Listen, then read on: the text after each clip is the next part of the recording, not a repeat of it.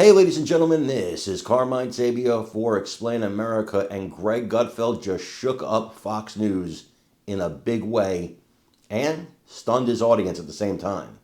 Before we get started, please make sure you like, comment, share, and subscribe. Those little things really help us out, and they help our channel continue to grow. Greg Gutfeld is the most popular host in late night TV for a reason.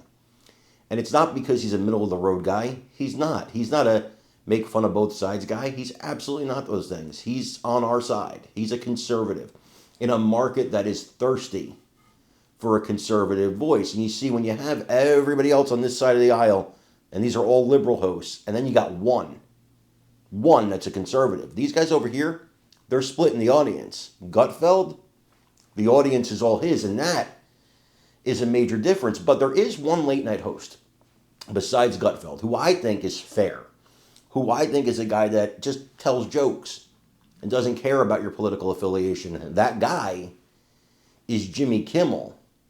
And Greg Gutfeld announced just yesterday that he will be appearing next week on Jimmy Kimmel's show, and I think that's massive.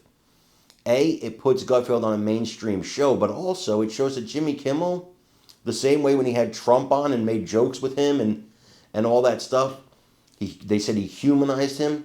Kimmel's not beholden to a political party, and I think that's a great thing.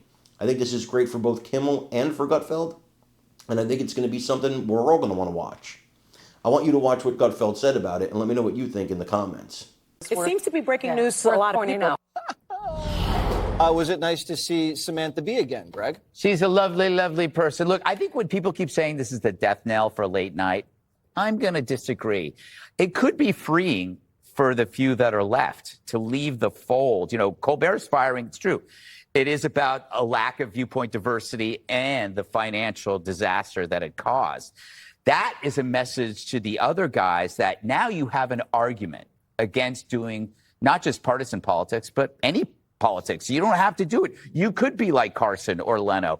This is, after all, it's supposed to be fun. You're not supposed to send your viewers home angry, which is, I think, what these shows were doing.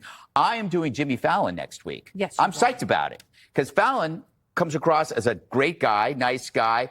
And also me going on his show shows him he's not worried about upsetting his peers. Remember, he got a lot of stick for humanizing Trump when he tousled his hair, but it didn't come from anybody but the people on the left who wanted to teach all entertainers a lesson that if you dare show that Trump is a human, then you're toast.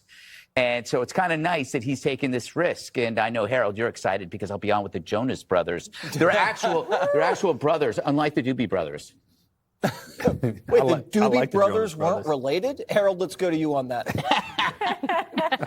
Can you name all the bands named Brothers that weren't related? Go. That weren't related. Yes.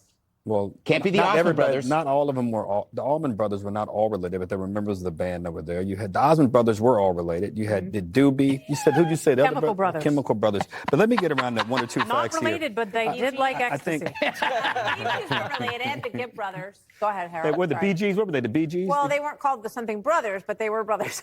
Brothers They were Gibb. related.